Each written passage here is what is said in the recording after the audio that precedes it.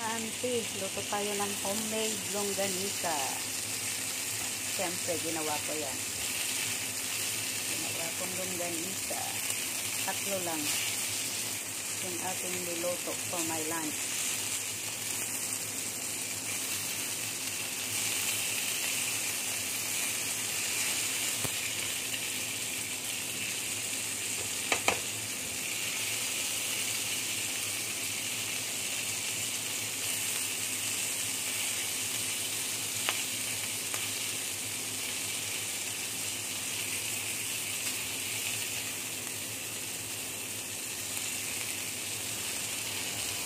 Yan lang.